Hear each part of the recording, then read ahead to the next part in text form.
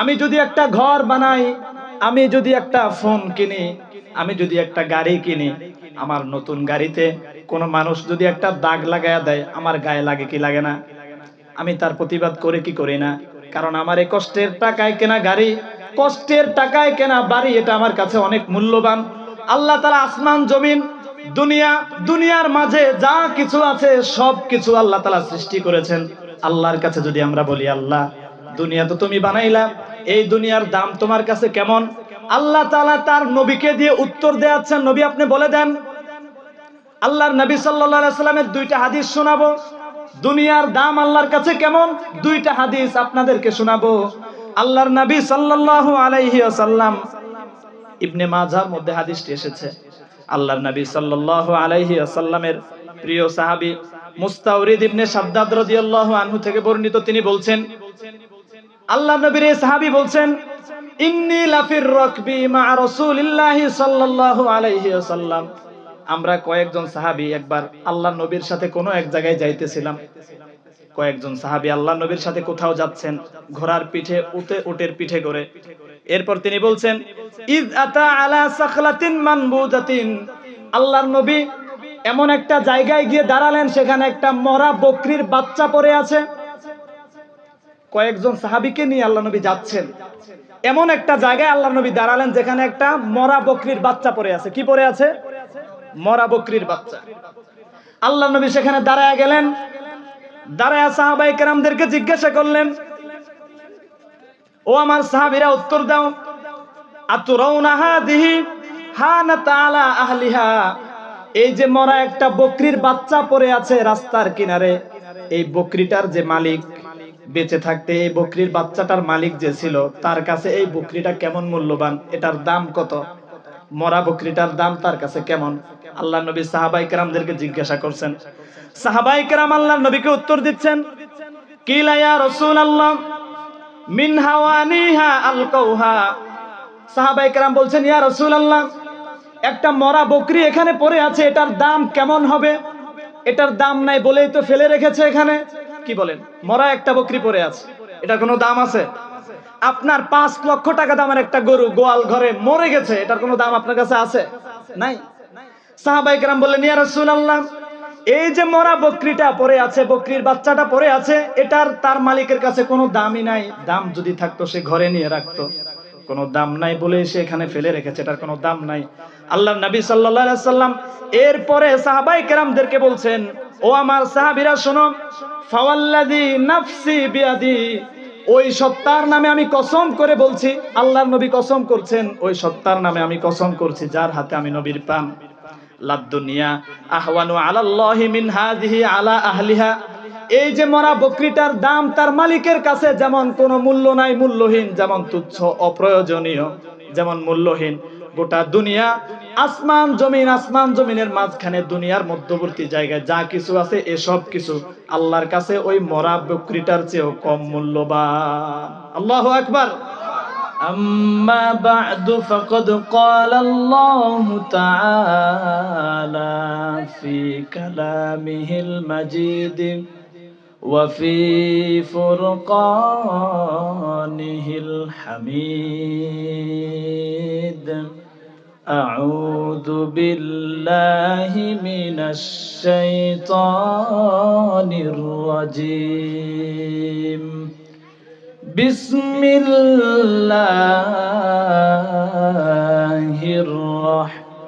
الرحمن الرحيم إن الله وملائكته يصلون على النبي يا أيها الذين آمنوا صلوا عليه وسلموا تسليما اللهم صل على ভাই আর একটু দূর থেকে টানতে হবে, আমি এর দূর থেকে বলবো। سيدنا مولانا محمد মহব্বতের সাথে উচ্চ আওয়াজে আল্লাহর নবীর মহব্বতে সবাই পড়ি আল্লাহুম্মা সাল্লি আলা মাওলানা মুহাম্মদ ওয়া আলা আলি সাইয়্যিদিনা মাওলানা মুহাম্মদ। মন আমার কাঁদে রে, দিল আমার কাঁদে রে, যেতে সোনার মদিনা। মন আমার কাঁদে রে, দিল আমার কাঁদে রে, যেতে সোনার মদিনা। যে মদিনা ধন্য হলো, যে মদিনা ধন্য হলো, পে নবীর ঠিকানা। আল্লাহুম্মা সাল্লি আলা মাওলানা মুহাম্মদ ওয়া আলা আলি সাইয়্যিদিনা মাওলানা মুহাম্মদ। বালাগাল উলা বিকামালিহি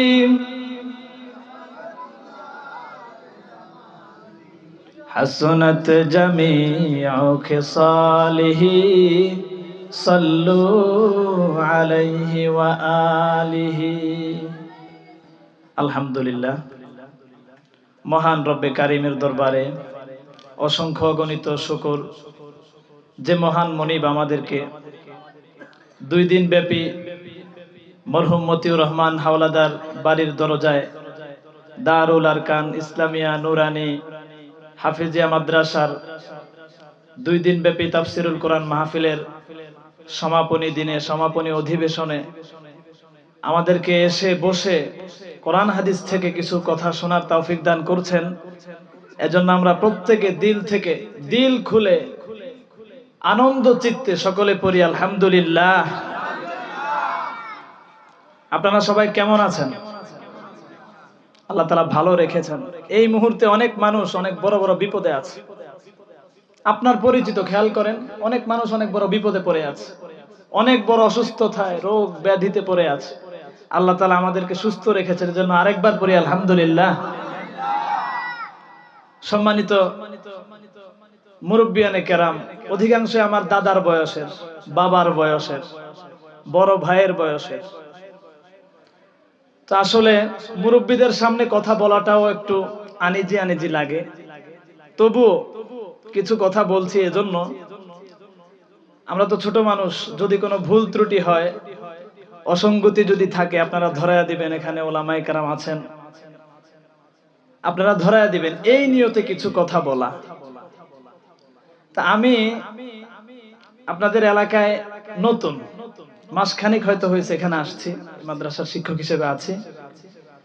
আমি আপনাদের সামনে প্রধান আলোচক আসার আগ পর্যন্ত, হুজুর এখানেই আছেন, কিছুক্ষণের মধ্যে আসবেন। সর্বোচ্চ বেশির থেকে বেশি 1 ঘন্টা কিছু কোরআন হাদিস থেকে কথা বলবো। আপনারা কি মনোযোগ দিয়ে শুনবেন ইনশাআল্লাহ? ইনশাআল্লাহ, আল্লাহ তাআলা তৌফিক দান করেন। আমি যে বিষয়টা নিয়ে আলোচনা করতে চাই সেটা হচ্ছে, আল্লাহ তাআলা প্রত্যেকটা মানুষকে কলব দিয়েছেন, অন্তর দিয়েছেন। কোরআনুল কারীমে আল্লাহ তাআলা বলছেন, ইয়াউমা লা ইয়ানফাউ মালুন ওয়ালা বানুন ইল্লা মান আতাল্লাহা বিকলবিন সালিম। কিয়ামতের দিন, বিচারের দিনে ধন সম্পদ, টাকা পয়সা, সন্তান সন্ততি কোনো উপকারে আসবে না, কোনো কাজে আসবে না। কাজে আসবে কি?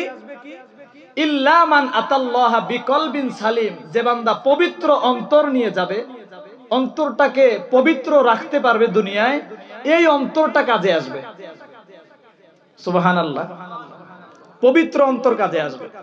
অন্তর আবার অপবিত্র হয় কি করে? অন্তরের মধ্যে যদি নেফাকি থাকে, হিংসা থাকে, রিয়া থাকে, অহংকার থাকে, অন্যের প্রতি খারাপ ধারণা থাকে, এগুলো যদি কারো অন্তরে থাকে, তার অন্তর অপবিত্র অন্তর। এগুলো থেকে মুক্ত থাকলে অন্তরটা পবিত্র।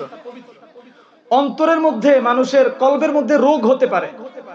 আমাদের শরীরে যেমন রোগ হয়, আমাদের কলবেও রোগ হয়। শরীরে রোগ হলে, জ্বর হলে, মাথা ব্যথা হলে, পেট ব্যথা হলে আমরা ডাক্তারের কাছে যাই। আমাদের অন্তরেরও রোগ হয়। দুনিয়ার শারীরিক রোগের ডাক্তার দুনিয়ার হসপিটালগুলোতে থাকে। আমাদের অন্তরের যে রোগ, এই রোগের ডাক্তার হচ্ছেন ওলামায়ে কেরাম। কোরআন সুন্নাহর মধ্যে এই রোগের ওষুধ আল্লাহ তাআলা দিয়ে দিয়েছেন।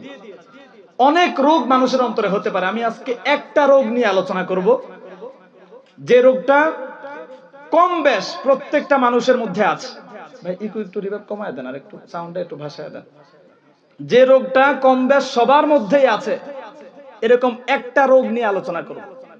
যে রোগটা মানুষের মধ্যে থাকলে মানুষ দুনিয়ার সব অপকর্ম করতে পারে, এই রোগ থেকে বেঁচে থাকলে সব অপকর্ম থেকে বেঁচে থাকতে পারে, এরকম মারাত্মক একটা রোগ। রোগটা হচ্ছে দুনিয়ার মহব্বত। কি বললাম? দুনিয়ার মহব্বত, দুনিয়ার ভালোবাসা আমাদের মধ্যে আছে না নাই? কি বলেন? দুনিয়ার মহব্বত আমাদের মধ্যে আছে না নাই? দুনিয়ার মহব্বত আমাদের মধ্যে আছে। কি হুজুর, কি সাধারণ মানুষ, কি শিক্ষিত, কি অশিক্ষিত, কি বড়লোক, কি গরিব, সবার মধ্যে দুনিয়ার একটা মহব্বত, মায়া, ভালোবাসা আছে না নাই? আছে। এই দুনিয়ার মহব্বত, এটা কেমন ভয়াবহ গুনাহ। আমরা ছোটবেলা থেকে হাদিস হিসেবে পড়েছি, হুব্বুদ দুনিয়া রাসু কুল্লি খাতিআ। দুনিয়ার মহব্বত সমস্ত গুনাহের মূল, সমস্ত গুনাহের মাথা।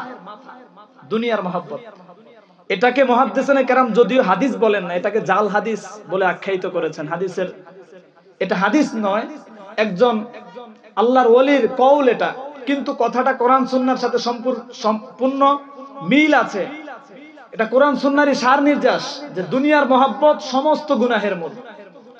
একটু যদি খেয়াল করেন, আপনার পাশে একজনের জমি আছে, ওই লোক আপনার জমি ঠেলে, আখিরাতের মহব্বতে না দুনিয়ার মহব্বতে? আপনি একটা আওয়াজ দিয়ে আমার সাথে উত্তর দিবেন। দুনিয়ার মহব্বতে। আমি একজন বড়লোক মানুষ, আমার কাছ থেকে গরিব মানুষ টাকা নেয়, আমি তার কাছে সুদের উপরে তার কাছে টাকা লাগাই, এটা কি আখিরাতের মহব্বতে না দুনিয়ার মহব্বতে? দুনিয়ার মহব্বত। চাকরিজীবী, সরকারি চাকরিজীবী, সে চাকরি করে, পাশে পাশে তার বেতন তো আছেই, সে টেবিলের নিচ দিয়ে ঘুষ নেয়, এটা কি আখিরাতের মহব্বত না দুনিয়ার মহব্বত? এবার আসেন, ফজরের আজান হয়ে গেছে, জোহরের আজান হয়েছে, আসরের আজান হয়েছে, মাগরিব এশার আজান হয়েছে, বান্দা চায়ের দোকানে বসে আড্ডা মারে, ব্যবসায় প্রতিষ্ঠান খুলে রেখে সে ব্যবসা করে, মসজিদে আসে না। এই যে মসজিদে আসলো না, এটা কি দুনিয়ার মহব্বত না? এটা কি আখিরাতের মহব্বত না দুনিয়ার মহব্বত? দুনিয়ার মহব্বত। তাহলে এই রোগটা আমাদের সবার মধ্যে আছে, বোঝা যায় কি যায় না? আছে। এই রোগটা, এই রোগ নিয়ে আমরা আলোচনা করবো আজকে। আলোচনার বিষয়টা ক্লিয়ার হয়েছে সবার কাছে? মানুষের অন্তরের যে রোগ, দুনিয়ার মহব্বত, হুব্বুদ দুনিয়া, এই দুনিয়ার মহব্বত নিয়ে এই রোগের প্রতিকার কি, এই রোগ থেকে কিভাবে বাঁচা যায়, এটা নিয়ে আমরা আলোচনা করব। এই যে দুনিয়ার পিছনে আমরা ছুটি, দুনিয়াটা সৃষ্টি করেছেন কে? আরো জোরে বলতে হবে, কে সৃষ্টি করেছেন? দুনিয়া আল্লাহর সৃষ্টি, আমরাও আল্লাহর সৃষ্টি। আমরা দুনিয়ার পিছনে ছুটি। দুনিয়ার দাম আল্লাহর কাছে কেমন? আল্লাহ তাআলার কাছে যদি আমরা জিজ্ঞাসা করি, আল্লাহ দুনিয়া তো আপনি বানাইলেন, দুনিয়া আপনি সৃষ্টি করলেন, এই দুনিয়ার দাম আপনার কাছে কেমন? আমি যদি একটা ঘর বানাই, আমি যদি একটা ফোন কিনি, আমি যদি একটা গাড়ি কিনি, আমার নতুন গাড়িতে কোনো মানুষ যদি একটা দাগ লাগায়া দেয়, আমার গায়ে লাগে কি লাগে না? আমি তার প্রতিবাদ করে কি করি না? কারণ আমার এই কষ্টের টাকায় কেনা গাড়ি, কষ্টের টাকায় কেনা বাড়ি, এটা আমার কাছে অনেক মূল্যবান। আল্লাহ তাআলা আসমান জমিন দুনিয়া, দুনিয়ার মাঝে যা কিছু আছে সব কিছু আল্লাহ তাআলা সৃষ্টি করেছেন। আল্লাহর কাছে যদি আমরা বলি, আল্লাহ দুনিয়া তো তুমি বানাইলা, এই দুনিয়ার দাম তোমার কাছে কেমন? আল্লাহ তাআলা তার নবীকে দিয়ে উত্তর দেয়াচ্ছেন, নবী আপনি বলে দেন। আল্লাহর নবী সাল্লাল্লাহু আলাইহি সাল্লামের দুইটা হাদিস শোনাবো, দুনিয়ার দাম আল্লাহর কাছে কেমন, দুইটা হাদিস আপনাদেরকে শোনাবো। আল্লাহর নবী সাল্লাল্লাহু আলাইহি ওয়াসাল্লাম, ইবনে মাজাহর মধ্যে হাদিসটি এসেছে। আল্লাহর নবী সাল্লাল্লাহু আলাইহি ওয়াসাল্লামের প্রিয় সাহাবী মুস্তাওরিদ ইবনে শাদ্দাদ রাদিয়াল্লাহু আনহু থেকে বর্ণিত, তিনি বলছেন, আল্লাহর নবীর এই সাহাবী বলছেন, ইন্নী লাফির রাকবি মা রাসূলিল্লাহি সাল্লাল্লাহু আলাইহি ওয়াসাল্লাম, আমরা কয়েকজন সাহাবী একবার আল্লাহ নবীর সাথে কোনো এক জায়গায় যাইতেছিলাম। কয়েকজন সাহাবী আল্লাহ নবীর সাথে কোথাও যাচ্ছেন, ঘোড়ার পিঠে উটের পিঠে করে। এরপর তিনি বলছেন, ইয আতা আলা সাখলাতিন মানবুদাতিন, আল্লাহর নবী এমন একটা জায়গায় গিয়ে দাঁড়ালেন, সেখানে একটা মরা বকরির বাচ্চা পড়ে আছে। কয়েকজন সাহাবীকে নিয়ে আল্লাহ নবী যাচ্ছেন, এমন একটা জায়গায় আল্লাহ নবী দাঁড়ালেন যেখানে একটা মরা বকরির বাচ্চা পড়ে আছে। কি পড়ে আছে? মরা বকরির বাচ্চা। আল্লাহ নবী সেখানে দাঁড়ায় গেলেন, দাঁড়ায় সাহাবায়ে কেরামদেরকে জিজ্ঞাসা করলেন, ও আমার সাহাবীরা উত্তর দাও, আতুরাউনা হাদিহি হানাত আলা আহলিহা, এই যে মরা একটা বকরির বাচ্চা পড়ে আছে রাস্তার কিনারে, এই বকরিটার যে মালিক বেঁচে থাকতে এই বকরির বাচ্চাটার মালিক যে ছিল তার কাছে এই বকরিটা কেমন মূল্যবান, এটার দাম কত, মরা বকরিটার দাম তার কাছে কেমন? আল্লাহ নবী সাহাবায়ে কেরামদেরকে জিজ্ঞাসা করছেন। সাহাবায়ে কেরাম আল্লাহর নবীকে উত্তর দিচ্ছেন, কিলা ইয়া রাসূলুল্লাহ মিন হাওয়ানিহা আলকাউহা, সাহাবায়ে কেরাম বলছেন, ইয়া রাসূলুল্লাহ একটা মরা বকরি এখানে পড়ে আছে, এটার দাম কেমন হবে? এটার দাম নাই বলেই তো ফেলে রেখেছে এখানে। কি বলেন? মরা একটা বকরি পড়ে আছে, এটার কোনো দাম আছে? আপনার 5 লক্ষ টাকা দামের একটা গরু গোয়াল ঘরে মরে গেছে, এটার কোনো দাম আপনার কাছে আছে? নাই। সাহাবায়ে কেরাম বললেন, ইয়া রাসূলুল্লাহ এই যে মরা বকরিটা পড়ে আছে, বকরির বাচ্চাটা পড়ে আছে, এটার তার মালিকের কাছে কোনো দামই নাই, দাম যদি থাকতো সে ঘরে নিয়ে রাখতো, কোনো দাম নাই বলে সে এখানে ফেলে রেখেছে, এটার কোনো দাম নাই। আল্লাহর নবী সাল্লাল্লাহু আলাইহি সাল্লাম এরপরে সাহাবায়ে কেরামদেরকে বলছেন, ও আমার সাহাবীরা শোনো, ফাওয়াল্লাযী নাফসি বিয়াদি, ওই সত্তার নামে আমি কসম করে বলছি, আল্লাহর নবী কসম করছেন, ওই সত্তার নামে আমি কসম করছি যার হাতে আমি নবীর পাম, লাদ দুনিয়া আহওয়ানু আলাল্লাহি মিন হাযিহি আলা আহলিহা, এই যে মরা বকরিটার দাম তার মালিকের কাছে যেমন কোনো মূল্য নাই, মূল্যহীন, যেমন তুচ্ছ অপ্রয়োজনীয়, যেমন মূল্যহীন, গোটা দুনিয়া আসমান জমিন, আসমান জমিনের মাঝখানে দুনিয়ার মধ্যবর্তী জায়গায় যা কিছু আছে এসব কিছু আল্লাহর কাছে ওই মরা বকরিটার চেয়েও কম মূল্যবান। আল্লাহু আকবার। দুনিয়ায় যা আছে, দুনিয়া সহ সব কিছু আল্লাহর কাছে কেমন? একটা মরা বকরির দাম তার মালিকের কাছে যেমন মূল্যহীন, কোনো দাম নাই, আল্লাহর কাছে দুনিয়ার এরকম কোনো দাম নাই। আল্লাহর নবীর হাদিস। 2 নম্বর আরেকটা হাদিস শুনাই। আল্লাহর নবী সাল্লাল্লাহু আলাইহি ওয়াসাল্লাম, হাদিসটি তিরমিজির মধ্যে এসেছে। আল্লাহর নবী সাল্লাল্লাহু আলাইহি ওয়াসাল্লামের সাহাবী সাহাল ইবনে সাদ রাদিয়াল্লাহু আনহু বর্ণনা করছেন, ক্বালা রাসূলুল্লাহ সাল্লাল্লাহু আলাইহি ওয়াসাল্লাম, লাউ কানাতিদ দুনিয়া তা'দিলু ইনদাল্লাহি জানাহা বাউদাতিন মা সাকা কাফিরুন মিনহা শারবাতা মাইন। আল্লাহর নবী বলছেন, আল্লাহর কাছে গোটা দুনিয়া, আসমান জমিন, আসমান জমিনের মাঝখানে যা কিছু আছে, দুনিয়ার মাঝখানে যা কিছু আছে, এসব কিছুর মূল্য যদি আল্লাহর কাছে একটা মশার ডানা পরিমাণ হতো, আল্লাহ তাআলা দুনিয়ার বুকে কোনো কাফেরকে, কোনো মুশরিককে, কোনো নাফরমানকে দুনিয়া থেকে এক ঢোক পানি পান করতে দিতেন না। দুনিয়া কেমন মূল্যহীন! যদি আল্লাহর কাছে একটা মশার ডানা পরিমাণ, আপনাকে আমি 1 কেজি মশার ডানা দিব, নিবেন আপনি? 10 কেজি দিলে নিবেন? যারা বলে না তারা মনে হয় নিবে। 10 কেজি মশার ডানা দিলে আপনি নিবেন? কি করবেন? এটার কোনো দামই নাই। আল্লাহর নবী বলছেন, আল্লাহর কাছে যদি দুনিয়ার দাম একটা মশার ডানা পরিমাণ, এই পরিমাণ মূল্য যদি থাকতো আল্লাহর কাছে, আল্লাহ তাআলা একটা কাফের মুশরিককে এক ঢোক পানি পান করতে দিতেন না। এতটা মূল্যহীন দুনিয়া আল্লাহর কাছে। আমরা মানুষ, আল্লাহর শ্রেষ্ঠ সৃষ্টি, আশরাফুল মাখলুকাত, এই দুনিয়ার পেছনে ছুটি, যে দুনিয়ার দাম আল্লাহর কাছে একটা বকরি, মরা বকরির সমানও নাই, যে দুনিয়ার দাম আল্লাহর কাছে একটা মশার ডানা পরিমাণও নাই, এটার পিছনে ছুটি, এটা আসলে আমাদের জন্য লজ্জার বিষয়। ও আমার ভাই, ও আমার মুরব্বী ভাই, মুরব্বী দাদা ভাই, ও আমার যুবক ভাই, তরুণ ভাই, পর্দার অন্তরাল থেকে শুনছেন, ও আমার মা, ও আমার বোন, গভীর মনোযোগ দিয়ে শুনুন। আল্লাহর কাছে এতই মূল্যহীন দুনিয়া, এই দুনিয়ার পিছনে আমি আপনি ছুটি, এটা আমার আপনার জন্য লজ্জার বিষয়। কারণ হাদিসের মধ্যে এসেছে, কোন বান্দা যদি ঈমান আমল নিয়ে কবরে যেতে পারে, পরকালে আল্লাহর কাছে উঠতে পারে, ওই বান্দাকে আল্লাহ তাআলা সবচেয়ে ছোট জান্নাতও যদি দেন, সবচেয়ে ছোট জান্নাতের সাইজটা হবে এই দুনিয়ার 10 দুনিয়ার সমান। সবচেয়ে বড় সাইজ না, সবচেয়ে ছোট সাইজের জান্নাত যে পাবে, কতটুকু বড়?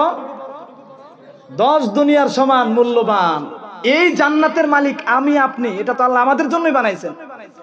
10 দুনিয়ার সমান একটা জান্নাতের মালিক হয়ে দুনিয়ায় একটা গাড়ি কিনতে পারি নাই, দুনিয়ায় একটা চাকরি পাই নাই, ভালো সার্টিফিকেট অর্জন করতে পারি নাই, 10 দুনিয়ার মালিক হয়ে একটা বাড়ি করতে পারি না, এজন্য কান্না করি, আফসোস করি, এটা লজ্জার বিষয়।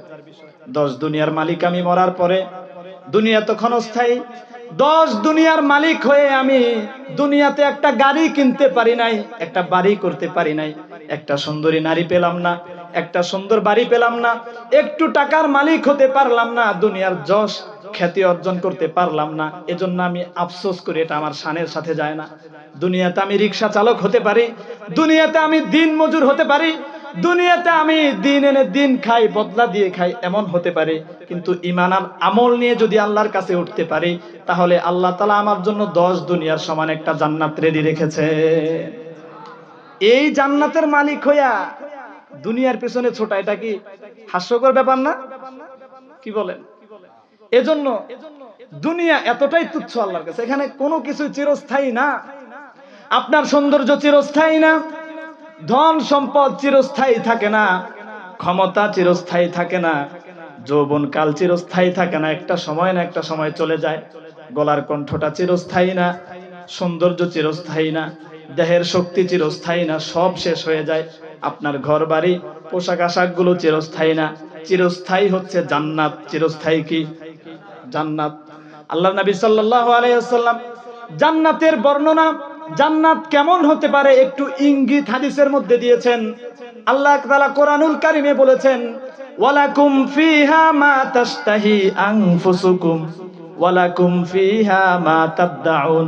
আল্লাহ বলছেন, বান্দারা জান্নাতে যাওয়ার মতো আমল যদি করতে পারো, জান্নাতে যদি ঢুকতে পারো, সেখানে বান্দা তুমি যা চাইবা তাই আমি আল্লাহ তোমাকে দিয়ে দেব। জান্নাতে বান্দা যা চাইবে তাই পাবে। আল্লাহর নবী সাহাবায়ে কেরামদেরকে এরকম নসিহত করতেছিলেন। এক সাহাবী দাঁড়ায় গেলেন, দাঁড়ায় বলছেন, ইয়া রাসূলুল্লাহ, দুনিয়ার বুকে আমি তো ঘোড়া অনেক পছন্দ করি।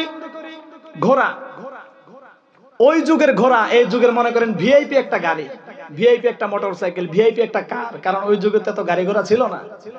সাহাবী দাঁড়ায় বলছেন, ইয়া রাসূলুল্লাহ, ঘোড়া আমার অনেক পছন্দ, ঘোড়া আমি পছন্দ করি, ঘোড়াকে আমি ভালোবাসি, ঘোড়া আমার অনেক কাজে আসে, অনেক উপকারে আসে। আমি যদি জান্নাতে যাই, আল্লাহর কাছে যদি ঘোড়া চাই, আল্লাহ তাআলা আমাকে ঘোড়া দিবেন কিনা? আল্লাহর নবী সাহাবীকে বলছেন, ও আমার সাহাবী, তুমি যদি জান্নাতে যাও, আল্লাহ যদি তোমাকে জান্নাত দেয়, তাহলে জান্নাতে যদি তুমি ঘোড়া চাও, তাহলে আল্লাহ জান্নাতে তোমাকে ঘোড়া দেবে। কিন্তু দুনিয়ার যে ঘোড়া, জান্নাতের ঘোড়া দুনিয়ার ঘোড়ার চেয়ে আরো বহু গুণে উত্তম হবে। দুনিয়ার ঘোড়ার মতো হবে না, এটা আরো বহু গুণে উত্তম হবে। আরেক সাহাবী দাঁড়ায় গেলেন, ইয়া রাসূলুল্লাহ, আমি তো উট পছন্দ করি। কি পছন্দ করে? উট। আমি তো উট পছন্দ করি, জান্নাতে গেলে কি আল্লাহ আমাকে উট দিবে নাকি? আল্লাহর নবী আগের সাহাবীকে যে উত্তর দিয়েছেন, পরের সাহাবীকে একই উত্তর না দিয়ে আল্লাহর নবী বলছেন, ও আমার সাহাবী, জান্নাতে তুমি যা চাইবা তাই পাবা। আরেক হাদিসের মধ্যে আল্লাহর নবী জান্নাতের বর্ণনা দিতে গিয়ে বলেছেন, ফিল জান্নাতি মা লা আইনুন রাআত ওয়ালা উযুনুন সামিআত ওয়ালা খাতারা আলা কলবি বাশার। হাদিসটা গভীর মনোযোগ দিয়ে শুনেন। আল্লাহর নবী বলছেন, ফিল জান্নাতি মা লা আইনুন রাআত, জান্নাত এমন, জান্নাতের নাজ নেয়ামত, জান্নাতের উপকরণ এমন, যেটা পৃথিবীর কোন চোখ কোনদিন দেখে নাই। সুবহানাল্লাহ।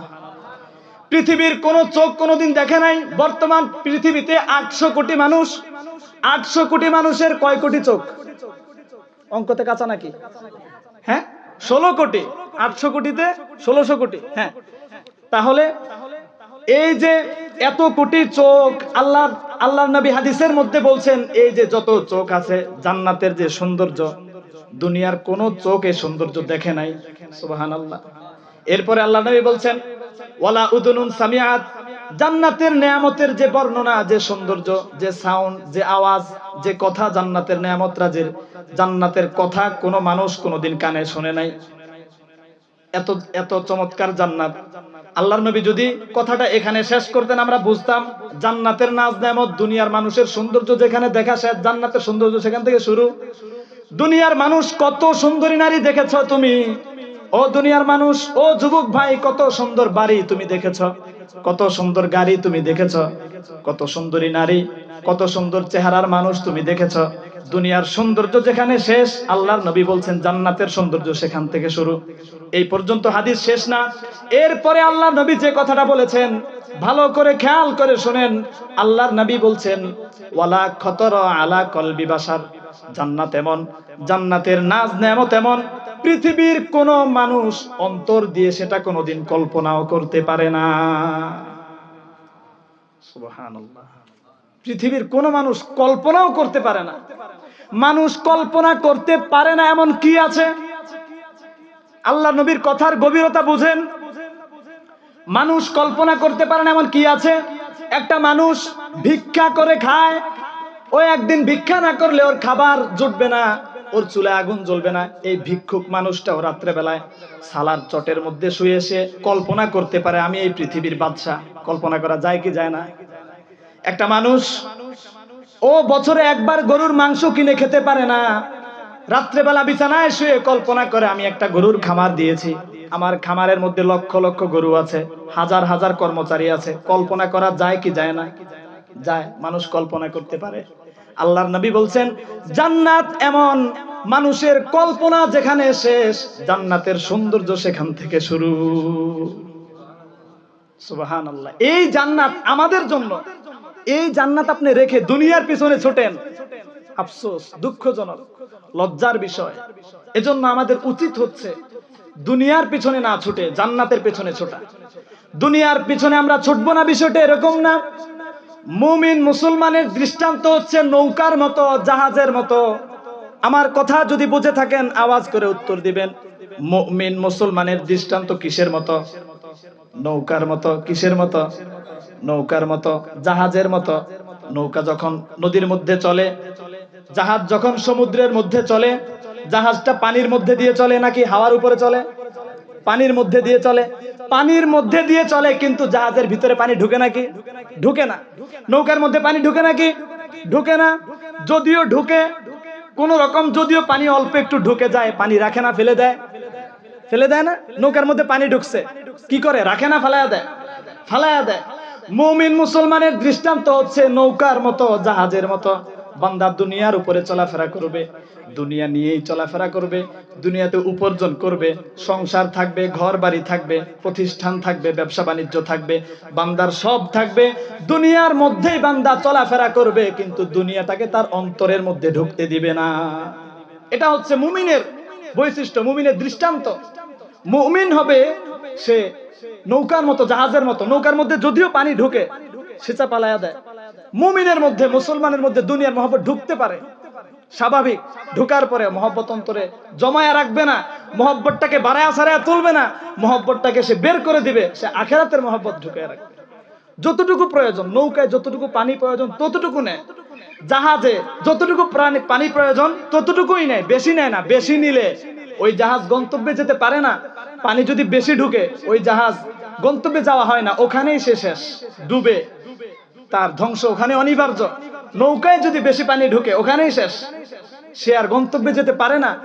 মুমিন মুসলমানের মধ্যে যদি দুনিয়ার মহব্বত বেশি পরিমাণে ঢুকে, সে এখানেই শেষ, তার আসল গন্তব্য সে জান্নাতে কোনোদিন যেতে পারবে না। এজন্য দুনিয়ার মহব্বত ঢুকতে পারে, আসতে পারে, সন্তান সন্ততির মহব্বত থাকবে, আসতে পারে, কিন্তু এটাকে আখিরাতের মহব্বতের উপরে প্রাধান্য দেওয়া যাবে না। দুনিয়ার মহব্বত আমাদের অন্তরে জায়গা দেওয়া যাবে না। দুনিয়ার মহব্বত থাকলে কি ক্ষতি? কোরআনুল কারীমের মধ্যে আল্লাহ তাআলা বলছেন, কোরআনুল কারীমের 42 নম্বর সূরা, সূরাতুশ শূরা এর 20 নম্বর আয়াতের মধ্যে আল্লাহ তাআলা বলছেন, মান কানা ইউরিদু হারসাল আখিরাতি নাজিদ লাহু ফি হারসি ওয়া মান কানা ইউরিদু হারসাদ দুনিয়া নুতিহি মিনহা ওয়া মা লাহু ফিল আখিরাতি মিন নাসিব। আল্লাহ তাআলা বলছেন, মান কানা ইউরিদু হারসাল আখিরা, যে ব্যক্তি আখিরাতের ফসল চায়, আখিরাতের কল্যাণ চায়, আখিরাতের সফলতা চায়, আখিরাতে জান্নাত কামনা করে, আখিরাতের সফলতা চেয়ে এই অনুযায়ী দুনিয়ার বুকে চলে, নাজিদ লাহু ফি হারসি, আমি আল্লাহ তাআলা তার জন্য আখেরাতে তার ফসল বাড়ায়া দেই। সুবহানাল্লাহ। যে ব্যক্তি আখেরাতের ফসল চায়, আখেরাত কামনা করে, আখেরাতের কল্যাণের জন্য দুনিয়ার বুকে কাজ করে, আল্লাহ তার আখেরাত বাড়ায়া দেন, যা পাবে এটা অনেক গুণে বাড়ায়া দেন।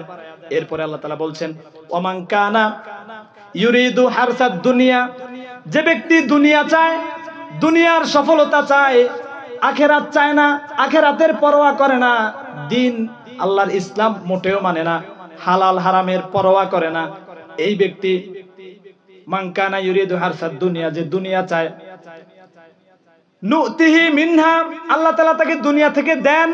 কতটুকু দেন? তার তাকদিরে যতটুকু আছে ততটুকু। আখেরাতের পিছনে একটুও ছুটে নাই, নামাজ রোজা হালাল হারাম পর্দা কিছু মানে নাই, শুধু দুনিয়া দুনিয়া দুনিয়া। সে তার তাকদিরে যতটুকু আছে এর চেয়ে বেশি পাবে নাকি? পাবে? পাবে না।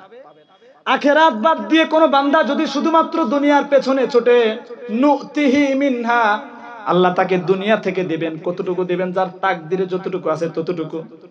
ওয়া মা লাহু ফিল আখিরাতি মিন নাসিব, কিন্তু ওই বান্দার আখেরাতে কোনো কিছু থাকবে না। নাউজুবিল্লাহ। ওই বান্দা আখেরাতে কিছু পাবে না, ধ্বংস হয়ে যাবে। কেন? কারণ সে শুধু দুনিয়া চেয়েছিল, আখেরাত চায় না। এই দুনিয়ার মহব্বত অন্তরে জায়গা দিলে আখেরাত হারাবেন। এজন্য দুনিয়ার মহব্বত অন্তর থেকে দূর করার দরকার আছে না নাই? আরো আওয়াজ দিয়ে বলতে হবে, আছে না নাই? আপনারা কি আমার কথা বুঝেন কিনা? কথা বুঝেন আপনারা? বুঝলে একটু আওয়াজ দেবেন। দুনিয়ার মহব্বত অন্তর থেকে দূর করার দরকার আছে, অনেক প্রয়োজন। কারণ এটাই সমস্ত পাপের মূল, এখান থেকে সমস্ত পাপের উৎপত্তি হয়। তাহলে এই দুনিয়ার মহব্বত, ভাই পিছনে আমরা কথা না বলি, এই যে ভাই পিছনে আওয়াজ না করি ভাই, মানুষের মনোযোগ নষ্ট হয়, আলোচকের মনোযোগ নষ্ট হয়। তাহলে আল্লাহ তাআলা দুনিয়ার মহব্বত, এই যে মারাত্মক অন্যায়, এটা অন্তর থেকে দূর করার দরকার আছে। কিভাবে দূর করা যায়? কোরআন হাদিসে এই পরামর্শ দেয়া আছে না নাই? আছে, অবশ্যই আছে। নাই এমন কিছু কোরআন হাদিসে নাই, সব আছে। দুনিয়ার মহব্বত অন্তর থেকে কিভাবে দূর করব আমরা? আল্লাহর নবী সাল্লাল্লাহু আলাইহি সাল্লাম হাদিসের মধ্যে একটা হাদিসে তিনটা পরামর্শ দিয়েছেন। কয়টা পরামর্শ? তিনটা। এই তিনটা পরামর্শ আল্লাহর নবীর, এই তিনটা সাজেশন যদি কোনো উম্মত, কোন আল্লাহর বান্দা যদি আমল করে, তার ভিতর থেকে দুনিয়ার মহব্বত আল্লাহ তাআলা দূর করে দেবেন। সুবহানাল্লাহ। কয়টা কাজ? আওয়াজ দিয়ে বলতে হবে, কয়টা কাজ? তিনটা কাজ। ছাত্র ভাই একটু পানি আনো কেউ। তিনটা কাজ যদি আমরা করি, আল্লাহ তাআলা দুনিয়ার মহব্বত অন্তর থেকে দূর করে দিবেন আমাদের। তিনটা কাজের এক নাম্বার কাজ হচ্ছে, আল্লাহর নবী তার একজন প্রিয় সাহাবীকে গায়ে হাত রেখে এই নসিহতটা করেছিলেন। আমি যে হাদিসটা বলছি, আল্লাহর নবী সাল্লাল্লাহু আলাইহি ওয়াসাল্লাম আব্দুল্লাহ ইবনে ওমর রাদিয়াল্লাহু আনহু বলছেন, আখাযা রাসূলুল্লাহ সাল্লাল্লাহু আলাইহি ওয়াসাল্লাম বিবাদি জাসাদি ফাকালা, আল্লাহর নবী সাল্লাল্লাহু আলাইহি ওয়াসাল্লাম আদর করে, দাদা আদর করে নাতির গায়ে হাত রাখে কিনা? দাদা আদর করে নাতির গায়ে হাত রাখে, বাবা আদর করে সন্তানের গায়ে হাত রাখে, উস্তাদ আদর করে ছাত্রের গায়ে হাত রাখে। আব্দুল্লাহ ইবনে ওমর বলছেন, আল্লাহর নবী আমার গায়ে হাত রেখে বলছেন, ইয়া আব্দুল্লাহ, ও আমার আব্দুল্লাহ, আদরের আব্দুল্লাহ, শোনো, কুন ফিদ দুনিয়া কান্নাকা গারিব আও কান্নাকা আবিরু সাবিল ওয়া উদ্দা নাফসাকা মিন আহলিল কুবুর। আল্লাহর নবী বলছেন, ও আব্দুল্লাহ, তোমাকে আমি একটা নসিহত করি, মনোযোগ দিয়ে শোনো। দুনিয়ায় তুমি কিভাবে চলবা, দুনিয়ায় তোমার চলন বলন কেমন হবে, তোমার ঘর বাড়ি কেমন হবে, তোমার পোশাক আশাক কেমন হবে, তোমার পরিবারের সাথে সম্পর্ক কেমন হবে, গুরুত্বপূর্ণ একটা নসিহত তোমাকে করছি, তুমি শোনো। কুন ফিদ দুনিয়া কাআন্নাকা গারিব, দুনিয়ায় তুমি এমন ভাবে থাকো যেন তুমি একজন গারিব। গারিব এটা আরবি শব্দ, এর বাংলা হচ্ছে অপরিচিত। গরিব শব্দের বাংলা কি? অপরিচিত। আপনাকে কেউ চেনে না, আপনিও তেমন কাউকে চেনেন না, এটাকে বলে গারিব। আরো সহজে বোঝার জন্য যদি বলি, প্রবাসী। বাংলাদেশ থেকে মালয়েশিয়ায় গেছে, ইংল্যান্ডে গেছে, অস্ট্রেলিয়ায় গেছে, সৌদি আরব গেছে, ওই লোকটা সেখানে কি? প্রবাসী। সেখানে কি লোকটা? প্রবাসী। সেখানকার কেউ তাকে চেনে না, সেও তেমন কাউকে চেনে না, অপরিচিত। আল্লাহর নবী আব্দুল্লাহ ইবনে ওমরকে বলছেন, আব্দুল্লাহ, দুনিয়ায় তুমি এরকম অপরিচিত প্রবাসীর মতো থাকো, দুনিয়ায় তুমি প্রবাসীর মতো থাকবা। এ কথার মানে কি? আল্লাহর নবীর কথার গভীরতা বুঝেন। বাংলাদেশ থেকে কোনো একজন মানুষ যদি অন্য কোন রাষ্ট্রে প্রবাসী হিসেবে যায়, উপার্জন করার জন্য যায়, সেখানে গিয়ে একটা বাড়ি করে নাকি? আওয়াজ দিয়ে বলেন। বাংলাদেশ থেকে যে মানুষটা ইন্ডিয়ায় যায়, সৌদি আরব যায়, মালয়েশিয়া যায়, সেখানে গিয়ে বাড়ি করে নাকি? করে না। একটা গাড়ি কিনে নাকি? সেখানে গিয়ে বিয়ে শাদী করে নাকি? করে না। যে ব্যক্তি 5-6 বছরের জন্য বাহিরের রাষ্ট্রে প্রবাসী হয়ে যায়, সে সেখানে গিয়ে বাড়ি করে না, গাড়ি কিনে না, সেখানে বিয়ে শাদী করে না। কারণ সে জানে আমার আসল বাড়ি এটা না, আমার আসল বাড়ি বাংলাদেশে। ঠিক কিনা? আসল বাড়ি বাংলাদেশে। আমি এখানে কয়েকটা দিন পার করার জন্য এসেছি, এখান থেকে উপার্জন করে বাংলাদেশে নেয়ার জন্য এসেছি। এজন্য সে বান্দা, সেই প্রবাসী সেখানে কি করে? একটা রুম প্রয়োজন, একটা রুম নেয়। খাবার জন্য একটু খাবার ব্যবস্থা প্রয়োজন, সে ব্যবস্থাটা করে। একটু পোশাক আশাক প্রয়োজন, এটা করে। যতটুকু প্রয়োজন চলার জন্য, এই 5-6 বছর এখানে থাকতে যতটুকু লাগবে, বান্দা ততটুকু করে, এর বেশি কিছু করে না। আল্লাহ নবী বুঝাতে চাচ্ছেন, ও আব্দুল্লাহ, আব্দুল্লাহকে বলার মাধ্যমে আল্লাহ নবী পুরা উম্মতকে বলছেন, ও আমার উম্মতেরা, দুনিয়ায় তুমি প্রবাসীর মতো থাকবা। প্রবাসী যেমন সেখানে বাড়ি গাড়ি, সুন্দরী নারী, বিয়ে শাদী কিছু করে না, সে যেমন সেখানে কোন রকম দিনটা কাটায়, আর যা উপার্জন করে বাংলাদেশে পাঠায়। বাড়ি করা লাগলে বাংলাদেশে করে, গাড়ি কিনা লাগলে বাংলাদেশে কিনে, বিয়ে করা লাগলে বাংলাদেশে মেয়েটে দেখে, ওই দেশে কিছু করে না। আল্লাহর নবী বুঝাতে যাচ্ছেন, আব্দুল্লাহ, দুনিয়ায় তুমি প্রবাসী কয়েকটা দিন পার করার জন্য এসেছো, তোমার আসল বাড়ি দুনিয়া না, তোমার আসল বাড়ি জান্নাত। দুনিয়ায় তুমি ততটুকু করবা যতটুকু দুনিয়াতে চলতে প্রয়োজন, এর বাইরে তুমি বাকি যা করবা সব করবা জান্নাতের জন্য, কারণ সেটা তোমার আসল বাড়ি। প্রবাসী যেমন ওই দেশে কিছু করে না, সব তার আসল দেশের জন্য করে। ও আমার বান্দা, ও আব্দুল্লাহ, আল্লাহর বান্দারা, তোমরা শোনো, দুনিয়াতে তুমি ততটুকু করবা যতটুকু দুনিয়াতে চলার জন্য প্রয়োজন, এর বাইরে তুমি যা করবা, নামাজ পড়বা, রোজা রাখবা, দান করবা, সদকা করবা, তুমি এখানে নেক আমল করবা, জান্নাতে তোমার জন্য বাড়ি নির্মাণ হবে। প্রবাসী উপার্জন করলে দেশে বাড়ি নির্মাণ হয়, গাড়ি কেনা হয়। তুমি দুনিয়ায় নেক আমল করবা, তোমার আসল বাড়ি জান্নাতে গাড়ি নির্মাণ হবে, বাড়ি নির্মাণ হবে, তোমার জন্য সুন্দরী রমণী সাজানো হবে, তোমার জন্য বিশাল প্রাসাদ অট্টালিকা সাজানো হবে। দুনিয়ায় এরকম প্রবাসীর মতো থাকতে হবে। আল্লাহর নবীর 1 নাম্বার পরামর্শ বুঝে থাকলে বলেন, দুনিয়ায় আমাদেরকে কার মতো থাকতে হবে? কথা বুঝেন নাই বাবারা? দুনিয়াতে কার মতো থাকতে হবে? আপনারা কি ঘুমায় গেছেন? বাহিরে যারা আছে এরা মনে করছে প্যান্ডেলে মানুষ নাই, একটু আওয়াজ দেন, লিল্লাহে তাকবীর, আরো জোরে লিল্লাহে তাকবীর। আমরা আছি ভিতরে, আমাদের মাঠ কানায় কানায় ভরপুর। যদি এখানে তালা লাগানোর ব্যবস্থা থাকতো, আমরা তালা লাগাই দিতাম। আলোচনা শুরু হবে, কেন আসবে না? বাহিরে যারা আছে, আমার মনে হয় এরা জীবনে ফুচকা দেখে নাই, খায় নাই, জীবনে চটপটি দেখে নাই।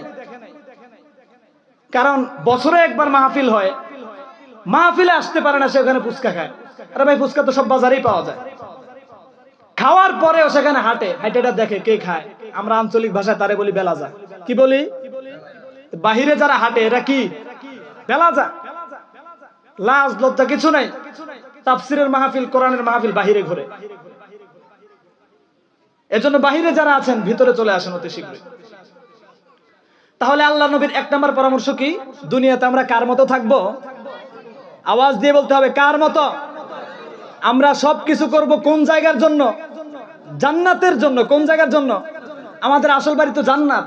আমাদের আদি পিতা আদি মাতা কোথায় ছিলেন? জান্নাতে ছিলেন। দুনিয়াতে এসেছি মাত্র কয়েকটা দিন থাকবো, আবার চলে যাব।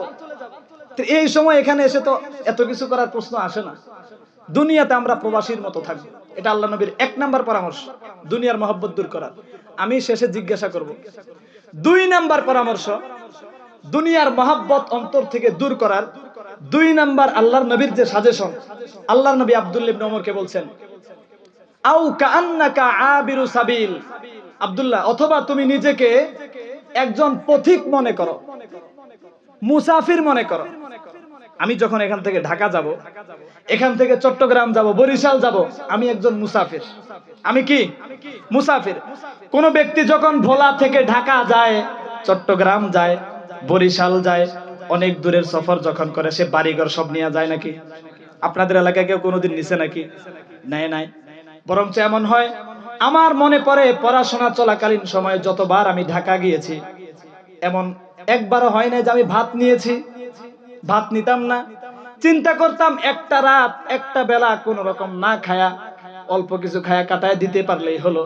খেতাবালিশ তেমন নেয় না, গামছা লুঙ্গি বিছায়া শুয়া বৈশা গল্প করে কোন রকম কাটায় দিতে পারলেই হলো। কারণ এটা আমার আসল জায়গা না, এখানে আমি পথিক মুসাফির। আল্লাহর নবী আব্দুল্লাহ ইবনে ওমরকে বলছেন, ও আব্দুল্লাহ, আও কাআন্নাকা আবিরু সাবিল। আবিরে সাবিল মানে মুসাফির, ইবনে সাবিল রাস্তায় যে চলাফেরা করে, তুমি নিজেকে দুনিয়া এরকম মুসাফির মনে করো, মুসাফিরের মতো চলো। কারণ জন্ম থেকে মৃত্যু পর্যন্ত এটা তোমার একটা সময়, এটা সফরের পথ। এই পথ পাড়ি দিয়ে তোমার গন্তব্যে যেতে হবে। এজন্য দুনিয়ার বুকে নিজেকে পথিক মনে করতে হবে। কি মনে করতে হবে? পথিক, মুসাফির। মুসাফির মনে করার পরে আপনি যদি মনে করেন আমি যখন লঞ্চে যাই খাটটার সব নিয়ে যাই, তাহলে আপনি দুনিয়াতে অনেক কিছু করেন, কোনো আপত্তি নেই। কোন ব্যক্তি যদি ঢাকা যাওয়ার সময় ঘরের 3-4টা ল্যাপ তো সব নিয়ে নেয়, 2-3 দিনের খাবার নিয়ে নেয়, 2-4টা ফ্যান লাইট সব নিয়ে নেয়, 5-6 দিনের জামা কাপড় নিয়ে নেয়, 10-12টা সাবান নিয়ে নেয়, এরা কি আপনারা সুস্থ বলবেন না পাগল বলবেন? পাগল না? কেন তো ভাই, তুমি এখানে থাকবে এক রাত, এত কিছু নিলে কেন? দুনিয়ায় থাকবা 60 থেকে 70 বছর।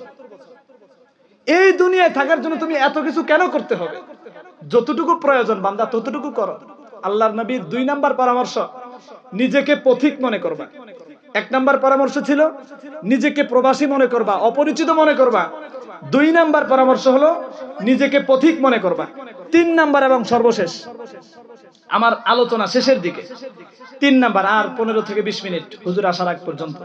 3 নাম্বার এবং সর্বশেষ যে পরামর্শ আল্লাহর নবী দিয়েছেন দুনিয়ার মহাব্বত অন্তর থেকে দূর করার, সেটা হচ্ছে আল্লাহর নবী বলছেন, ওয়াউদ্দা নাফসাকা মিন আহলিল কুবুর। আব্দুল্লাহ, তুমি নিজেকে দুনিয়াতে কবরবাসীদের অন্তর্ভুক্ত মনে করো। দুনিয়াতে নিজেকে কি মনে করো? কবরবাসীদের অন্তর্ভুক্ত। অর্থাৎ যে কোনো সময় যে কোনো মুহূর্তে তোমাকে কবরে চলে যেতে হবে। মনে করো যে তুমি কবরেই আছো, এখনো তো মরণ হতে পারে, একটু পরে হতে পারে, তাহলে যে কোনো সময় তোমার চলে যাওয়া লাগতে পারে, এই চিন্তা তোমার মাথায় রাখো, তাহলে দুনিয়ার মহব্বত তোমার অন্তরে জায়গা পাবে না। কোন বান্দা যদি মৃত্যুর কথা সর্বক্ষণ স্মরণ করে, একদিন আমাকে চলে যেতে হবে, দুনিয়া ছেড়ে চলে যেতে হবে, একটু খেয়াল করে দেখেন আপনার বয়সের কত ছোট মানুষকে আপনি কবরে রেখেছেন।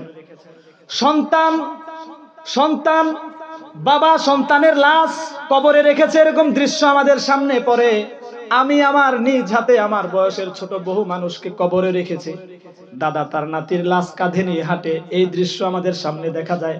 আল্লাহর নবী বলছেন, আব্দুল্লাহ, দুনিয়াতে তুমি এমন ভাবে থাকো যেন তুমি একজন কবরবাসীর অন্তর্ভুক্ত। যে কোনো সময় তোমাকে কবরে যেতে হবে। যে ব্যক্তি কবরের দুনিয়া থেকে চলে যাওয়ার চিন্তা মাথায় রাখবে, আল্লাহর সামনে একদিন দাঁড়াতে হবে, হিসাব দিতে হবে, জবাবদিহিতা করতে হবে। এই চিন্তাটা যে বান্দার মাথার মধ্যে থাকবে, যে বান্দার অন্তরের মধ্যে পরকালের চিন্তা থাকবে, মৃত্যুর ভয় থাকবে, ওই বান্দা কোনোদিন অন্যের জমি ঠেলতে পারে না, ওই বান্দা কোনোদিন অন্যকে ঠকাতে পারে না, ওই বান্দা কোনোদিন মানুষের উপর জুলুম করতে পারে না। ওই বান্দা যদি ব্যবসায়ী হয়, ব্যবসায়ী পণ্যে ভেজাল দিতে পারে না। ওই বান্দা যদি ব্যবসায়ী হয়, ওজনে কম দিতে পারে না। ওই বান্দা যদি কাস্টমার হয়, দোকানদার থেকে বাকি নিয়ে ফাঁকি দিতে পারে না। বাকি নিয়ে ফাঁকি দেয়, আছে না নাই? বাকি নেওয়ার পরে দোকানের সামনে দিয়েও আর হাঁটে না, মনে হয় চিনেই না।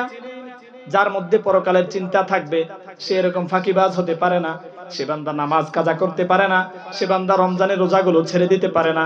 যার মধ্যে পরকালের ভয় থাকবে, সে বান্দা কখনো কাউকে গালি দিতে পারে না, সে বান্দা কখনো কাউকে ধমক দিতে পারে না, সে বান্দা তার স্ত্রীকে প্রহার করতে পারে না, সে বান্দা তার সন্তানের উপর জুলুম করতে পারে না। আল্লাহর ভয়টা শুধু প্রয়োজন, মৃত্যুর কথা চিন্তা করা প্রয়োজন। যে কোনো সময় চলে যেতে হবে, এই চিন্তা যদি আমাদের মাথার মধ্যে থাকে, তাহলে ওই বান্দার দ্বারা কোনো গুনাহ হবে না। ওই বান্দা কখনো হারাম উপার্জন করতে পারে না, ওই বান্দা তাস জুয়া খেলতে পারে না, ওই বান্দা জেনা ব্যভিচারে লিপ্ত হতে পারে না। সে মনে করে যে কোনো সময় আমাকে চলে যেতে হবে। গতকাল আলোচনায় বলেছিলাম, মানুষ যখন জেনা করে, বিশেষ করে যুবক ভাইদেরকে আমি এই কথাগুলো বলছি, ও ভাই আমার, বর্তমানে জেনা ব্যভিচারের যুগ, জেনা ব্যভিচারের সয়লাব, হাতে হাতে জেনা, ঘরে ঘরে জেনা, সমাজের রন্ধ্রে রন্ধ্রে জেনা। জেনা এত ভয়াবহ অন্যায়, গতকালকের আলোচনায় বলেছিলাম 5টা পাপের শাস্তি আল্লাহ তাআলা দুনিয়ায় দেন, এর মধ্যে একটা হচ্ছে জেনা ব্যভিচার। কোন বান্দা যদি জেনা ব্যভিচার করে, এই পাপের শাস্তি পরকালে তো আল্লাহ দিবেনই, এটা এত জঘন্য পাপ, এই পাপের শাস্তি আল্লাহ তাআলা দুনিয়াতেই দিয়ে দিবেন, শুরু করবেন দুনিয়া থেকে। জেনা ব্যভিচার অত্যন্ত ভয়াবহ পাপ। আল্লাহর নবী সাল্লাল্লাহু আলাইহি সাল্লাম হাদিসের মধ্যে বলেছেন, ইযা জানার রাজুলু খরাজা মিনহুল ঈমান, কোন বান্দা যখন, কোন ব্যক্তি যখন জেনা করে, তার অন্তর থেকে ঈমান বের হয়ে যায়। অন্তর থেকে কি বের হয়ে যায়? ঈমান বের হয়ে যায়। তার ভিতরে ঈমান থাকে না, ঈমানের নূর থাকে না, ঈমানটা বের হয়ে যায়। ফাকানা আলাইহি কাযুল্লাহ, ঈমানটা বের হয়ে মাথার উপরে মেঘ যেভাবে ভাসে, সামিয়ানাটা যেভাবে উপরে আছে, বান্দা যখন জেনায় লিপ্ত হয়, অশ্লীলতায় লিপ্ত হয়, তার ভিতর থেকে ঈমানটা বের হয়ে মাথার উপরে দোদুল্যমান থাকে, ভাসমান থাকে, ঈমানটা তার ভিতরে থাকে না। ইযা আকলা খরাজা মিনহুল ঈমান, ইযা আকলা রাজা মিনহুল ঈমান, বান্দা যখন জেনা ব্যভিচার থেকে তওবা করে, তওবা করে বান্দা যখন ফিরে আসে, তখন বান্দার সেই ঈমান আবার বান্দার ভিতরে চলে আসে। বান্দা যখন জেনা করে ঈমান বের হয়ে যায়, মাথার উপরে ঝুলে, যখন বান্দা ফিরে আসে জেনা থেকে, তওবা করে, তার ঈমানটা আবার তার ভিতরে চলে আসে, ঈমানটা ভিতরে আসে। এবার চিন্তা করবেন, থাক, ঈমান তো আর একেবারে চলে যায় না, মাথার উপরে তো আছে, কয়েকদিন এভাবে চলুক, পরে তো তওবা করে ভালো হবে না। ভাই, যে কোনো সময় এই যে অবস্থায়, জেনা অবস্থায় আপনাকে দুনিয়া থেকে চলে যেতে হতে পারে, চলে যেতে পারেন, মৃত্যু এসে পড়তে পারে। সুতরাং আপনি কেন এই চিন্তা করবেন যে একটা সময় তো তওবা করে ভালো হয়ে যাব? জেনা ব্যভিচার থেকে বেঁচে থাকতে হবে। যার মধ্যে কবরের চিন্তা থাকবে, পরকালের চিন্তা থাকবে, সে বান্দা কোনোদিন জেনা ব্যভিচারে লিপ্ত হবে না।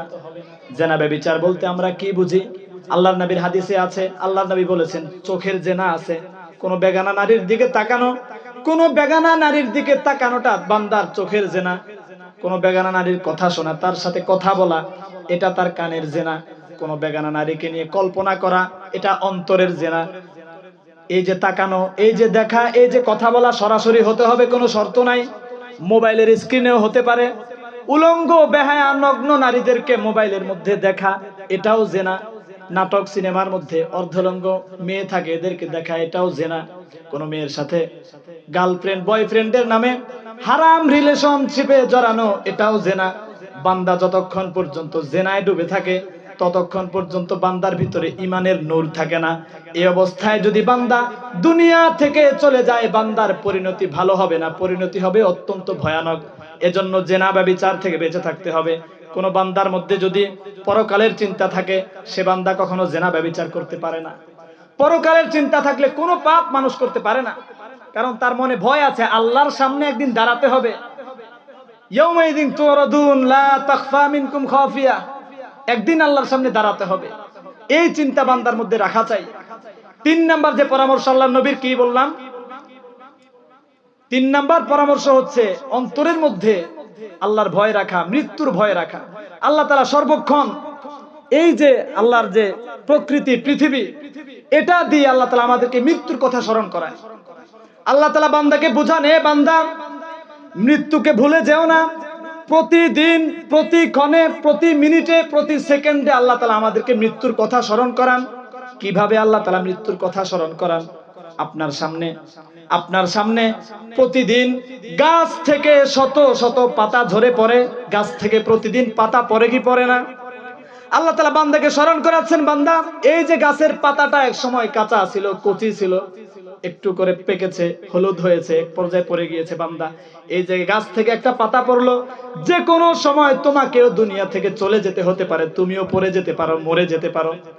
গাছের পাতা পড়ার মাধ্যমে আল্লাহ বান্দাকে সতর্ক করান। শুধু পাকা পাতাই পড়ে না, কখনো কখনো কাঁচা পাতাও পড়ে।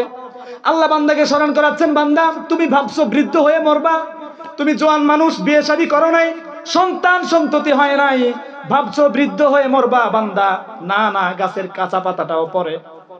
তুমি শিক্ষা গ্রহণ করো, যে কোনো সময় তুমি যুবক মানুষ, তুমিও চলে যেতে পারো। আল্লাহ তাআলা প্রতিদিন সূর্য ওঠে আর ডুবে। বিজ্ঞানের কল্যাণে আমরা জানতে পারি পৃথিবীটা ঘুরে, সূর্যের চারপাশে সূর্য ঘোরে, আমরা জানি সূর্য ঘোরে, কিন্তু আল্লাহ তাআলা বাহ্যিকভাবে আমাদেরকে দেখান সূর্যটা সকালবেলা উঠে বিকালে ডুবে যায়। আল্লাহ তাআলা এই যে বাহ্যিকভাবে আমাদেরকে দেখান, কি শিক্ষা দিতে চান? আল্লাহ বুঝাতে চান, বান্দা পৃথিবীর থেকে লক্ষ লক্ষ গুণ বড় এই সূর্য, যার তাপ অত্যন্ত ভয়ানক, অতি উত্তপ্ত শক্তিশালী সূর্যটা সকালবেলা ওঠে, দুপুরবেলা অনেক শক্তি থাকে, অনেক তাপ থাকে, সন্ধ্যাবেলায় থাকতে পারে না, ডুবে যায়। বান্দা তুমিও যে কোনো সময় দুনিয়া থেকে চলে যেতে পারো, শক্তিশালী সূর্যটা থাকতে পারে না, প্রতিদিন সন্ধ্যায় তার ডুবে যেতে হয়। আল্লাহ তাআলা মৃত্যুর কথা স্মরণ করান, শুধু এভাবেই স্মরণ করান না, আল্লাহ তাআলা অনেক সময় আমার সামনে আমার দাদাকে দুনিয়া থেকে নিয়ে যায়। আল্লাহ বান্দাকে স্মরণ করান, বান্দা তোর সামনে তোর দাদাকে আমি নিয়ে গেলাম, তার মানে তোর সিরিয়াল আসতেছে, তুইও থাকতে পারবি না। অনেক সময় আল্লাহ তাআলা সন্তানের সামনে বাবাকে নিয়ে যান, আল্লাহ শিক্ষা দেন, ও বান্দা ভেবেছো তুমি চিরকাল থাকবা? না না, যে কোনো সময় তোমাকেও চলে যেতে হতে পারে, তোমার বাবা চলে গেছে, এরপরে সিরিয়ালটা কিন্তু তোমার। মাঝে মাঝে আল্লাহ তাআলা সন্তানের আগে, বাবার আগে সন্তানকে নেন, ভুল ধারণা দূর করার জন্য। মানুষ ভাবে বুড়া হয়ে মরবে, এই ধারণা ভাঙার জন্য আল্লাহ মাঝে মাঝে ছোট্ট বাচ্চাদেরকে দুনিয়া থেকে নেন। আল্লাহ বুঝাতে চাচ্ছেন, বান্দা এই ছোট্ট বাচ্চাটা তো চলে গেল, তুমিও যে কোনো সময় চলে যেতে পারো। শুধু এভাবেই না, দাদাকে নেয়, বাবাকে নেয়, দাদিকে নেয়, নানা নানিকে নেয়, এরপরেও বান্দা মৃত্যুর কথা স্মরণ করে না, এরপরেও বান্দা রবের পথে ফিরে আসে না। এরপর আল্লাহ বান্দাকে আরো কঠিন ভাবে মৃত্যুর কথা স্মরণ করান। আল্লাহ বান্দার এবার দাড়িগুলো পাকা শুরু হয়ে যায়, চুলগুলো সাদা হওয়া শুরু করে, গায়ের পশমগুলো সাদা হওয়া শুরু করে, চামড়াগুলো দলা হওয়া শুরু করে। আল্লাহ বলেন, বান্দারে বান্দারে তোর বাবা গেল, দাদা গেল, নানা গেল, নানি গেল, তোর মা গেল, তুই এখনো সতর্ক হস নাই, এখনো আমার পথে ফিরে আসস নাই, এখনো আমার পথে ফিরে আসলি না। বান্দারে তোর গায়ের একটা অংশ দাড়ি, এটার মরণ হয়ে যাচ্ছে, দাড়িটা সাদা হয়ে যাচ্ছে, দাড়িটা মরে যাচ্ছে, তোর চামড়াগুলো দলা হয়ে যাচ্ছে, সুন্দর চেহারাটা নষ্ট হয়ে যাচ্ছে। বান্দা তোর সময় কিন্তু আর বেশি নাই, যে কোনো সময় তোমার ডাক পড়ে যাবে। আল্লাহ তাআলা এমনি ভাবে প্রত্যেকটা দিন, প্রত্যেকটা মুহূর্তে, প্রত্যেকটা ক্ষণে মানুষকে মৃত্যুর কথা স্মরণ করান, মানুষ যেন মৃত্যুর কথা স্মরণ করে। এজন্য আল্লাহ তাআলা আমাদেরকে এই শিক্ষাগুলো দিতে চান। এজন্য আল্লাহর নবীর যে হাদিসটা বলেছিলাম, আল্লাহর নবীর যে হাদিসটা বললাম, আল্লাহর নবী যে হাদিসে 3টা পরামর্শ দিয়েছেন, আমি এখন আপনাদের কাছ থেকে সবক নেব। দুনিয়ার মহব্বত দূর করার 1 নাম্বার পরামর্শ কি? নিজেকে দুনিয়াতে প্রবাসী মনে করা, অপরিচিত মনে করা। 2 নাম্বার পথিক মনে করা, মাশাআল্লাহ। 3 নাম্বার সব সময় নিজেকে কবরবাসীদের অন্তর্ভুক্ত মনে করা, যে কোনো সময় চলে যেতে হবে। এই 3টা পরামর্শ যদি আমরা মানতে পারি, 3টা পরামর্শ আল্লাহর নবীর, আরো অনেক পরামর্শ আছে দুনিয়ার মহব্বত দূর করার। এই 3টা পরামর্শ যদি আমরা খেয়াল করি, দুনিয়ার মহব্বত আমাদের অন্তরে থাকবে না। এজন্য এই 3টা বিষয় আমরা খেয়াল রাখবো। আমার ভাইয়েরা, মৃত্যুর কথা সব সময় খেয়াল রাখবো, যে কোনো সময় মরণ হতে পারে। এই যে আমরা সতর্ক করছি, এখনো যদি সতর্ক না হন, কখন সতর্ক হবেন? মানুষগুলো যখন কিয়ামতের ময়দানে উঠবে, মানুষগুলো যখন জাহান্নামে নিক্ষিপ্ত হবে। সূরাতুল মুলকের মধ্যে আল্লাহ তাআলা বলেছেন, কুল্লামা উলকিয়া ফিহা ফাউজুন সাআলাহুম খাজানাতুহা আলাম ইয়াতিকুম নাজির। মানুষগুলো যখন জাহান্নামে যাবে, এই কথাটা কোরআনের অনেক আয়াতে আল্লাহ তাআলা বলেছেন। ওয়াসিকাল্লাযীনা তাকাউ রাব্বাহুম ইলাল জান্নাতি যুমারা। এর আগে আল্লাহ জাহান্নামীদের বর্ণনা দিতে গিয়ে বলেছেন, ওয়াসিকাল্লাযীনা কাফারু ইলা জাহান্নামা যুমারা। জাহান্নামীদেরকে যখন টেনে হিচড়ে জাহান্নামের সামনে নিয়ে যাওয়া হবে, জাহান্নামের সামনে যখন নিয়ে যাওয়া হবে, তখন জাহান্নামের দরজাগুলো তারা খোলা অবস্থায় দেখবে। জাহান্নামের রক্ষী ফেরেশতারা, হাত্তা ইযা জাউহা ফুতিহাত আবওয়াবুহা ওয়া ক্বালা লাহুম খাজানাতুহা আলাম ইয়াতিকুম নাজির। জাহান্নামের রক্ষীরা জিজ্ঞাসা করবে, তোমাদের কাছে কি কোনো সতর্ককারী যায় নাই? তারা স্বীকার করবে। সূরাতুল মুলকের মধ্যে আল্লাহ বলছেন, কুল্লামা উলকিয়া ফিহা ফাউজুন সাআলাহুম খাজানাতুহা আলাম ইয়াতিকুম নাজির। মানুষরা যখন দলে দলে জাহান্নামে নিক্ষিপ্ত হবে, অপরাধ অনুযায়ী এক এক দল এক এক ভাবে জাহান্নামে পড়বে। জাহান্নামের ফেরেশতারা, রক্ষী ফেরেশতারা, দারোয়ানরা তাদেরকে জিজ্ঞাসা করবে, আলাম ইয়াতিকুম নাজির, তোমাদেরকে কি কেউ এই যে জাহান্নাম সম্পর্কে বলে নাই?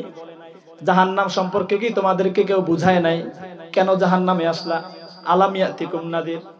তারা বলবে, কলু বালা কদ জাআনা নাজির, আমাদের কাছে অবশ্যই অবশ্যই সতর্ককারী এসেছিল, নবী রাসূলরা এসেছিল, ওলামায়ে কেরামরা আমাদেরকে বুঝিয়েছিলেন, মুফাসসিরনে কেরামরা তাফসীর করে বুঝিয়েছিলেন, বছরে বছরে মাহফিল করে আমাদেরকে বুঝিয়েছিলেন, আমাদের কাছে সতর্ককারী এসেছিল, কিন্তু আমরা সতর্ক হই নাই।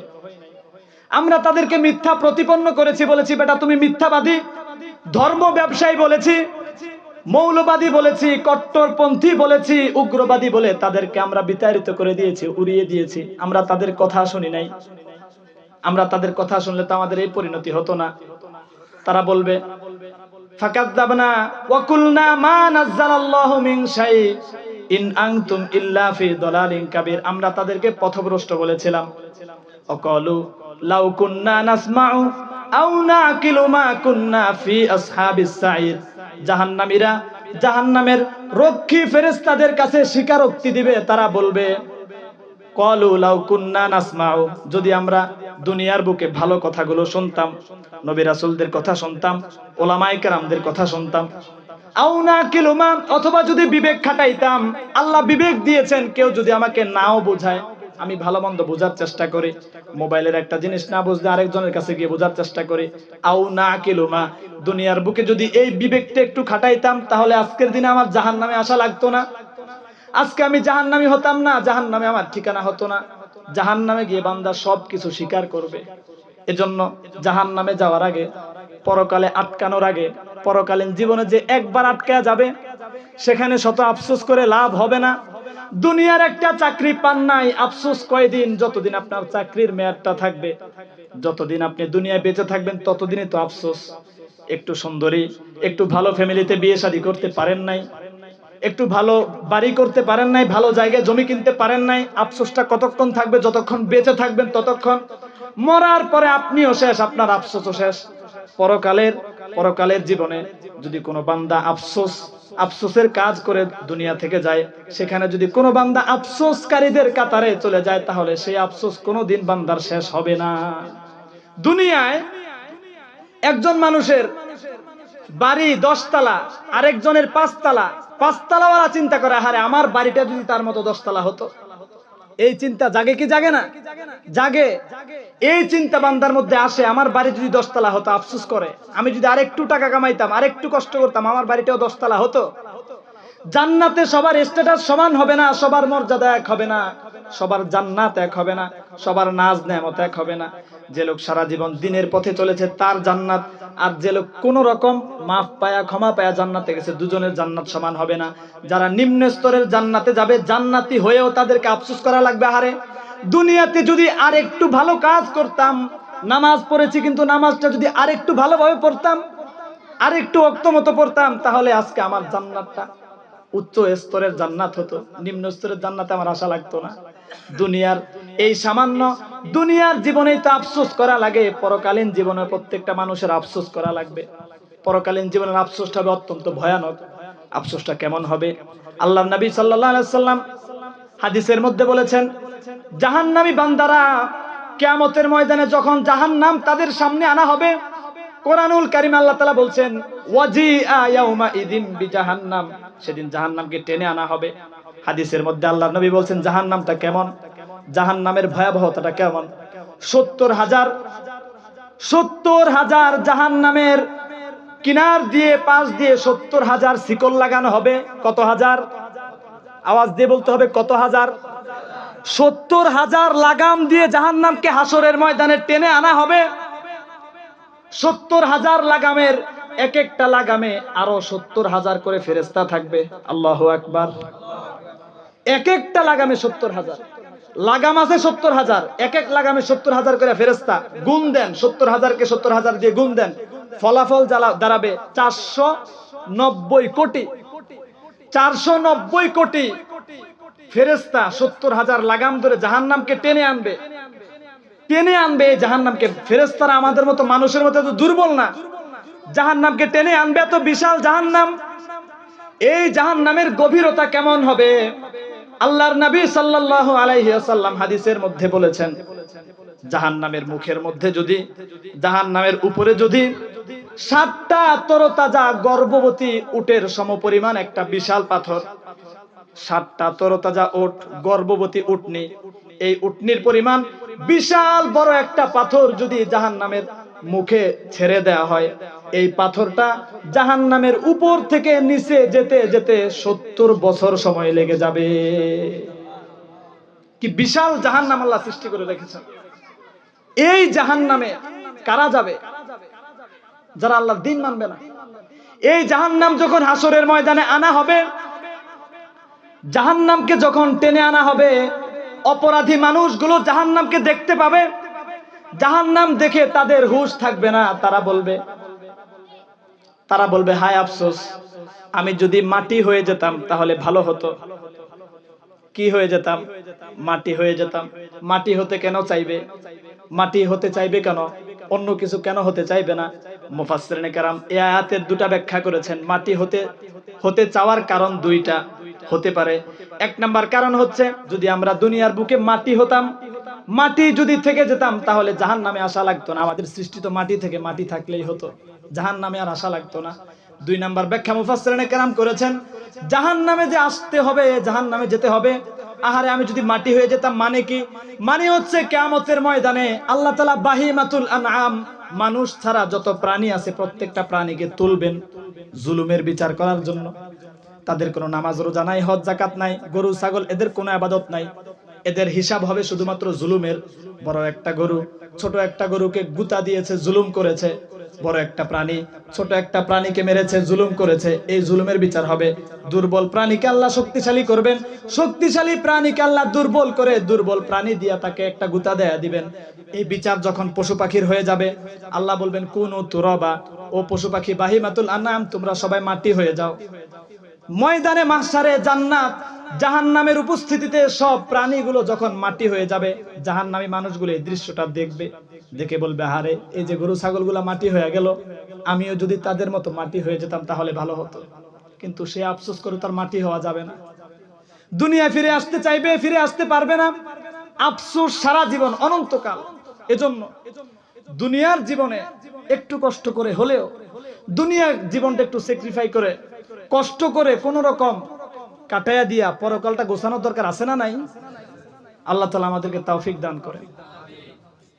যতটুকু আলোচনা করেছি, যদি কোনো ভুল ত্রুটি হয়ে থাকে আল্লাহ তাআলা ক্ষমা করুন।